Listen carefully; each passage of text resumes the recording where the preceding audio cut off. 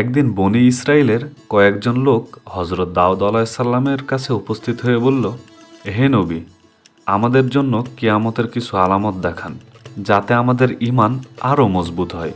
হজরত দাউদ আলাইসাল্লাম তাদের কথা শুনে বললেন, 4 দিন পর তোমরা মক্তবের সামনের ময়দানে এসো, তাহলে কিয়ামতের কিছু আলামত দেখতে পাবে। এই কথা বলে তিনি তাদের বিদায় দিলেন। সে সময় বনি ইসরায়েলের মধ্যে এক ধনী ব্যক্তি বাস করত, যার সম্পদের কোনো অভাব ছিল না। তার একটি শখের গরু ছিল, যা দেখতে অত্যন্ত সুন্দর। তিনি তার শখের গরুটিকে সবসময় সোনা ও রূপার অলংকার দিয়ে সাজিয়ে রাখত। যে কেউ গরুটিকে দেখলে মুগ্ধ হয়ে যেত এবং চোখ ফেরাতে পারত না। গরুটি সারাদিন মাঠে চড়ে বেড়াতো এবং রাত হলেই ধনীর বাড়িতে ফিরে আসতো। হঠাৎ একদিন সেই গরু নিখোঁজ হয়ে গেল। ধনী ব্যক্তি তার গরুটিকে খুঁজে বের করার জন্য বিভিন্ন জায়গায় তার লোকদের পাঠিয়ে দিলেন। অনেক খোঁজাখুঁজির পরও যখন গরুটির সন্ধান পাওয়া গেল না, তখন তার লোকেরা ফিরে এলো। অতঃপর ধনী ব্যক্তিটি ঘোষণা দিলেন, যে ব্যক্তি আমার এই শখের গরুটিকে খুঁজে আনতে পারবে তাকে 100 স্বর্ণ মুদ্রা পুরস্কার দেওয়া হবে। এই ঘোষণা শোনার পর দেশের বিভিন্ন জায়গায় অনেক লোক গরুটিকে খোঁজার জন্য ব্যস্ত হয়ে পড়ল। সে যুগে বনি ইসরায়েলের মধ্যে অনেক নেককার ও আল্লাহভক্ত মানুষ ছিলেন। তাদের মধ্যে একজন ছিলেন এক বুজুর্গ মহিলা, যিনি অত্যন্ত ধর্মপ্রাণ ও আল্লাহর ইবাদতে বেশিরভাগ সময় মশগুল থাকতেন। তিনি ও তার একমাত্র ছেলে জঙ্গলের মাঝে একটি ছোট্ট ঘর বানিয়ে বসবাস করতেন। তাদের ঘরের পাশ দিয়ে একটি পানির নহর বয়ে যেত। যখন তাদের ক্ষুধা লাগত, তারা সেই পানির নহরের কাছে গিয়ে সেই নহরের পানি পান করতেন, আর তাতেই তাদের ক্ষুধা মিটে যেত। কিছুদিন পর ওই বুজুর্গ মহিলার ছেলে পানির নহরের পাশে গিয়ে দেখল সেখানে কয়েকটি আনার গাছ জন্মেছে। এটি দেখে সে খুব খুশি হয়ে বাড়িতে ফিরে এলো। কয়েকদিন পর সে আবারও সেই স্থানে গিয়ে দেখল আনার গাছে ফল ধরেছে। তখন সে ছেলেটি ফলগুলো সংগ্রহ করে বাড়িতে নিয়ে এলো, আর মা আর ছেলে দুজনেই পেট ভরে তা ভক্ষণ করল। এভাবেই তারা নহরের পানি পান করে ও গাছের ফল খেয়ে দিন কাটাতে লাগলেন। বুজুর্গ মহিলা ও তার ছেলে অনেক বছর এভাবে জীবন অতিবাহিত করলেন। পাশাপাশি তারা দিনরাত আল্লাহর ইবাদতে লিপ্ত থাকতেন। একদিন ছেলেটি তার মাকে বলল, মা, আমরা অনেক বছর ধরে এই একই খাবার খেয়ে আসছি। এখন আমার ইচ্ছা হচ্ছে আমরা বাজার থেকে অন্য কিছু কিনে খাই। তখন তার মা তাকে বললেন, বাজার থেকে খাবার কিনবে, কিন্তু এত টাকা কোথায় পাবে? ছেলেটি তখন তার মাকে বলল, আনার গাছ থেকে কিছু আনার সংগ্রহ করে বাজারে নিয়ে যাব, সেগুলো বিক্রি করব, আর যে টাকা পাবো তা দিয়ে খাবার নিয়ে আসব। মা বললেন, শোনো বাবা, মহান আল্লাহ তাআলা আমাদের প্রতি সন্তুষ্ট হয়েছেন, তাই আমাদের জন্য খাবারের ব্যবস্থা করে দিয়েছেন। আমাদের আল্লাহর দেওয়া রিজিকে সন্তুষ্ট থাকা উচিত। অতিরিক্ত কিছু চিন্তা করা আমাদের জন্য ভালো হবে না। আমাদের নতুন কোনো খাবারের দরকার নেই। কিন্তু মায়ের এই কথা শুনেও ছেলেটি সন্তুষ্ট হলো না। সে বারবার একই কথা বলতে লাগলো। এক পর্যায়ে মা বিরক্ত হয়ে বললেন, তোমার যা ইচ্ছে তাই করো। পরদিন ছেলেটি আনার গাছ থেকে কিছু আনার ফল সংগ্রহ করে বাজারে গেল এবং সেগুলো বিক্রি করলো। বিক্রির টাকা দিয়ে সে বিভিন্ন খাবার কিনে বাড়িতে ফিরল। মা খাবারগুলো দেখে কোনো কিছুই খেতে চাইলেন না। ছেলেটি বলল, মা, তুমি যদি কিছু না খাও তাহলে আমিও খাবো না। বাধ্য হয়ে ছেলেটির মা কিছু খাবার ভক্ষণ করলেন। এইভাবেই সেদিন অতিবাহিত হলো। কিন্তু পরের দিন সকালে ছেলেটি আনার গাছের কাছে গিয়ে দেখতে পেল গাছে আর কোনো ফল নেই।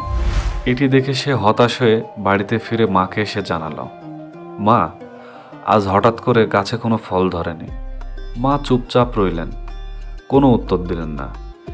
এইভাবে 3 দিন কেটে গেল, কিন্তু গাছে কোনো ফল আসেনি। মা ও ছেলে প্রচণ্ড ক্ষুধার্ত হয়ে পড়লেন। ক্ষুধার্ত অবস্থায় তারা দুশ্চিন্তায় এদিক ওদিক ঘুরতে লাগলেন। এমন সময় তারা দেখতে পেলেন একটি সুন্দর ও স্বাস্থ্যবান গরু তাদের বাড়ির সামনে দাঁড়িয়ে আছে। এটি দেখে মা ও ছেলে দ্রুত বাড়ির সামনে ছুটে এলেন। আল্লাহর হুকুমে তখন হঠাৎ করেই গরুটি কথা বলতে শুরু করলো। গরুটি বলতে লাগলো, আপনারা আমাকে জবাই করে আমার গোশত ভক্ষণ করুন। আল্লাহ তাআলা আমার গোশত আপনাদের জন্য হালাল করেছেন, সুতরাং এতে আপনারা কোনো দ্বিধা করবেন না। গরুর মুখে এমন কথা শুনে মা ও ছেলে হতবাক হয়ে গেলেন। তারা দুশ্চিন্তায় পড়ে গেলেন। না জানি এ কেমন পরীক্ষা।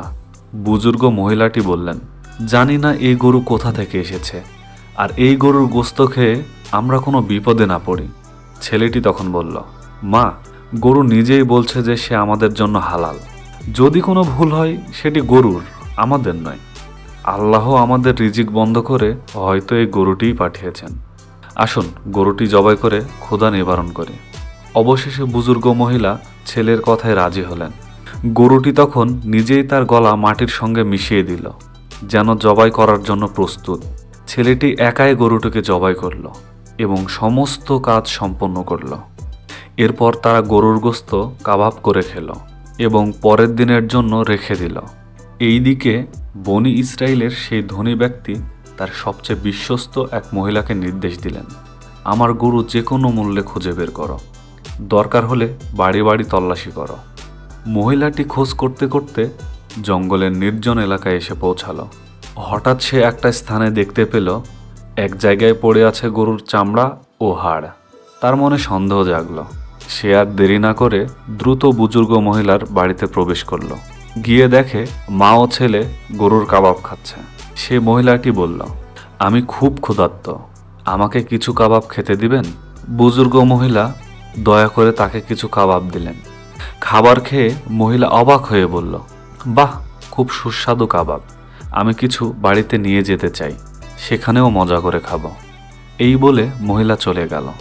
কিন্তু সে বাড়িতে গেল না, সরাসরি ধনী ব্যক্তির কাছে গিয়ে বলল, হুজুর, আপনি যে গরুটিকে খুঁজছেন আমি তার সন্ধান এনেছি, এখন আমাকে আমার প্রাপ্য টাকা দিন। ধনী ব্যক্তি মহিলার দিকে তাকিয়ে তার প্রাপ্য টাকা দিয়ে বলল, কোথায় আমার সে শখের গরু?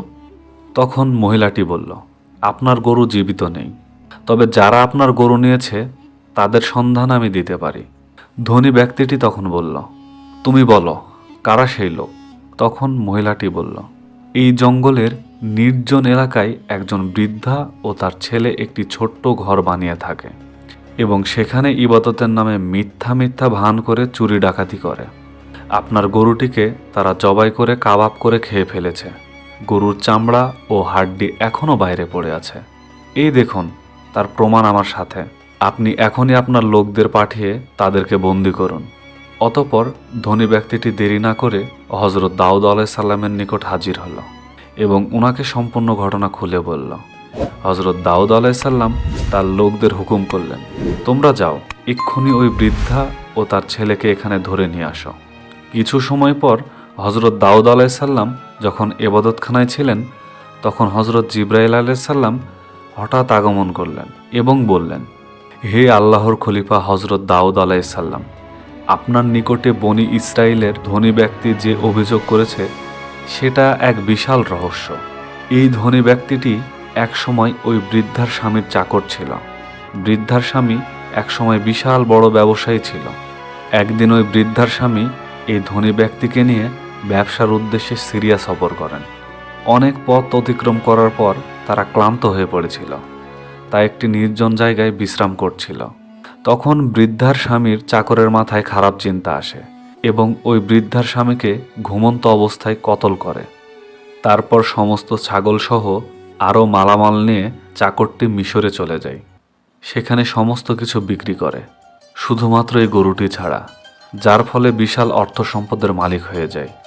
দেশে ফিরে খুব অল্প সময়ে মিথ্যা প্রচারের মাধ্যমে সমাজের একজন ধনী ব্যক্তিতে পরিণত হয়। এখন যে গরুটি বৃদ্ধা ও তার ছেলে জবাই করে খেয়ে ফেলেছে সেটি মূলত ওই বৃদ্ধার স্বামীর গরু ছিল। আর এখন ওই যে ধনী ব্যক্তির যে বিপুল ধন সম্পদ আছে সেগুলো ওই বৃদ্ধার স্বামীর অর্জন করা হালাল সম্পদ। অতএব এই ঘটনাকে সম্মুখে রেখে আপনি ন্যায় বিচার করবেন। এই কথা বলে হজরত জিবরাইল আলাইহিস সালাম সেখান থেকে বিদায় নিলেন। কিছুক্ষণ পর হজরত দাউদ আলাইহিস সালামের লোকজন ওই বৃদ্ধা ও তার ছেলেকে তার দরবারে নিয়ে হাজির হলো। তখন হজরত দাউদ আলাইহিস সালাম সেখানে থাকা লোকদের বললেন, সবাইকে বলে দাও বৈঠক হবে, এই ঘটনার উপযুক্ত বিচার আগামী দিন ময়দানে করব এবং তার সাথে সবাইকে কিয়ামতের আলামত দেখাবো। এই কথা শুনে সবাই বিদায় নিল। পরের দিন সবাই একে একে ময়দানে জমায়েত হতে শুরু করলো। নির্ধারিত সময় মতো হজরত দাউদ আলাইহিস সালাম প্রথমে তার সুমধুর কণ্ঠে জাবুর কিতাব তেলাওয়াত করলেন। সমস্ত মানুষ তার সুমধুর কণ্ঠে জাবুর কিতাব তেলাওয়াত মনোমুগ্ধ হয়ে শুনল। অবশেষে হজরত দাউদ আলাইসাল্লাম ধনী ব্যক্তি এবং বৃদ্ধা ও তার ছেলেকে সবার সম্মুখে হাজির করল। হজরত দাউদ আলাইসাল্লাম ধনী ব্যক্তির দিকে তাকিয়ে বললেন, এই বৃদ্ধা মা ও তার ছেলে ক্ষুধার তাড়নায় আপনার গরুকে জবাই করে খেয়েছে। এদের অভাব দূর করা আমার দায়িত্বের মধ্যে পড়ত, কিন্তু সঠিক সময়ে আমি তাদের সাহায্য করতে পারিনি, যার ফলে তারা বাধ্য হয়ে এই কাজটি করেছে। সুতরাং আপনি যদি তাদের ক্ষমা করে দেন তবে উত্তম হবে। ধনী ব্যক্তি রাগান্বিত হয়ে বলল, না, আমি কাউকে ক্ষমা করব না। আমার শখের গরু চুরি করে খেয়ে ফেলেছে, অথচ আমায় জানায়নি। আমি চাই আপনি ন্যায় বিচার করুন। দাউদ আলাইসাল্লাম শান্ত কণ্ঠে বললেন, আচ্ছা, যদি তাই হয় তবে আমি গরুর ক্ষতিপূরণ সহ সম্পূর্ণ মূল্য আপনাকে দিয়ে দিচ্ছি। এখন আপনি তাদের ক্ষমা করে দিন। ধনী ব্যক্তিটি রাগে ফেটে পড়ে বলল, আমি ক্ষমা করতে আসিনি, আমি ন্যায় বিচার চাই। আপনি উপযুক্ত বিচার করে সঠিক রায় দিন। ঠিক এমন সময় আকাশ থেকে এক গায়েবী আওয়াজ ভেসে এলো। হজরত জিব্রাইল আলাইসাল্লামের নির্দেশে গায়েবী আওয়াজে বলা হলো, হে দাউদ আলাইসাল্লাম, এই ধনী ব্যক্তি বহুবার ন্যায় বিচারের কথা বলেছে, অতএব আপনি ন্যায়ের সঙ্গেই বিচার করুন। সবাই বিস্ময়ের সঙ্গে তাকিয়ে থাকলো। হজরত দাউদ আলাইসাল্লাম বৃদ্ধার দিকে তাকিয়ে জিজ্ঞেস করলেন, আপনাদের কোনো বক্তব্য আছে? বৃদ্ধা তখন করুণ কণ্ঠে বললেন, হুজুর, আমার স্বামী ছিলেন একজন নেককার ব্যবসায়ী। তিনি সবসময় ব্যবসার অর্ধেক ভাগ গরিব দুঃখীদের দান করতেন। কিন্তু একদিন সিরিয়ার উদ্দেশ্যে ব্যবসার জন্য রওনা হওয়ার পর আর কখনো ফিরে আসেনি। বৃদ্ধা এক মুহূর্ত থেমে দীর্ঘশ্বাস ফেললেন, তারপর বলতে লাগলেন, আমার স্বামীর অনুপস্থিতিতে দুর্বৃত্তরা আমার সব সম্পদ ছিনিয়ে নেয়। আমি আমার এই একমাত্র ছোট ছেলেকে নিয়ে চরম কষ্টে পড়ে যাই। দিনের পর দিন অনাহারে থাকতে হয়। সেই কষ্ট সহ্য করতে না পেরে একসময় জঙ্গলের নির্জন জায়গায় গিয়ে আল্লাহর ইবাদতে মগ্ন হয়ে পড়ি। মহান আল্লাহ তাআলা আমাদের জন্য রিজিকের ব্যবস্থা করে দেন। পাশের নহরের পানি ও গাছের ফল আমাদের খাদ্য হয়ে ওঠে। এভাবেই অনেক বছর কেটে যায়। একদিন আমার ছেলে বলল, মা, আমরা অনেক দিন ধরেই একই খাবার খাচ্ছি, এবার বাজার থেকে কিছু নতুন খাবার কিনে খাই। আমি নিষেধ করলাম, বললাম, বাবা, আল্লাহ আমাদের যা দিয়েছেন তাতেই সন্তুষ্ট থাকা উচিত। কিন্তু সে বারবার একই অনুরোধ করতে থাকায় শেষে আমি বিরক্ত হয়ে বললাম, যা ইচ্ছা করো। পরদিন সে গাছ থেকে কিছু ফল বাজারে নিয়ে গেল, বিক্রি করে কিছু নতুন খাবার কিনে আনলো। আমি তাতে রাজি ছিলাম না, কিন্তু আমার ছেলে অনুরোধ করায় একসময় আমিও কিছুটা খেলাম। কিন্তু হুজুর, এরপর থেকেই সে গাছে ফল ধরা বন্ধ হয়ে গেল। 3 দিন চলে গেল, অথচ একটি ফলও ধরল না। আমরা অভুক্ত থেকে দিন কাটাতে লাগলাম। অবশেষে চরম ক্ষুধার্ত অবস্থায় যখন আমাদের আর কোনো উপায় ছিল না, তখনই হঠাৎ আমাদের বাড়ির সামনে একটি গরু এসে দাঁড়ালো। বিস্ময়ের ব্যাপার, সেই গরু মানুষের মতো কথা বলতে লাগলো। সেই গরুটি বলল, আমি তোমাদের জন্য হালাল, কেন তোমরা ক্ষুধায় কষ্ট পাচ্ছ? আমাকে জবাই করে আমার মাংস খেয়ে ক্ষুধা নিবারণ করো। আমরা দ্বিধায় পড়ে গেলাম, জানি না কোথা থেকে এই গরু এসেছে। আমি ভয়ে বললাম, এটা যদি কোনো অন্যায় হয়? কিন্তু আমার ছেলে বলল, মা, আল্লাহ আমাদের জন্যই এই গরুটি পাঠিয়েছেন, আমাদের আর দ্বিধা করা উচিত নয়। অবশেষে আমরা গরুটিকে জবাই করে তার মাংস কাবাব করে খেলাম। হুজুর, আমরা দোষী হলে আপনি ন্যায় বিচার করুন, আমরা মাথা পেতে নেব। তখন হজরত দাউদ আলাইসাল্লাম ধীর কণ্ঠে বললেন, হে গরুর দাবিদার, আপনি ধনী হতে পারেন, কিন্তু এই সম্পদের প্রকৃত মালিক আপনি নন। সবাই বিস্ময়ের সঙ্গে শুনছিলেন। ধনী ব্যক্তি যেন কিছুটা অস্বস্তিতে পড়ে গেল। হজরত দাউদ আলাইসাল্লাম বলতে লাগলেন, আপনি যে ধন সম্পদের মালিক সেটা আপনার নিজের উপার্জন নয়, আপনি লুট করেছেন। এই বৃদ্ধার স্বামীকে কতল করে তার সম্পত্তি দখল করেছেন। অতএব এই গরুর প্রকৃত মালিক আপনি নন, বরং এর অংশীদার এই বৃদ্ধা ও তার ছেলে। ধনী ব্যক্তি রাগান্বিত হয়ে বলল, হে আল্লাহর নবী, আমি এখানে ন্যায় বিচার চাইতে এসেছি, কোনো মিথ্যা গল্প শোনার জন্য নয়। এই বৃদ্ধা মহিলা যা বলছে তা সম্পূর্ণ মিথ্যা। হজরত দাউদ আলাইসাল্লাম তখন বললেন, আপনি মিথ্যুক, আপনি যা করেছেন তা আমি জানতাম না, কিন্তু জিব্রাইল আলাইসাল্লাম আমাকে সব বলে দিয়েছেন। এই কথা শুনে লোকজন বিস্ময়ে স্তব্ধ হয়ে গেল। সত্য উদ্ঘাটিত হলো। ধনী ব্যক্তির মুখ শুকিয়ে গেল। অতঃপর হযরত দাউদ আলাইহিসসালাম কঠোর কণ্ঠে বললেন, এখানে যে অপরাধী তার হাত পা এবং সমস্ত অঙ্গ প্রত্যঙ্গ যেন সত্য সাক্ষ্য দেয়। এই কথা বলার সঙ্গে সঙ্গেই ধনী ব্যক্তির মুখ বন্ধ হয়ে গেল। তার দেহ যেন অসাড় হয়ে গেল। আর এক মুহূর্তের মধ্যে তার হাত কথা বলতে শুরু করলো।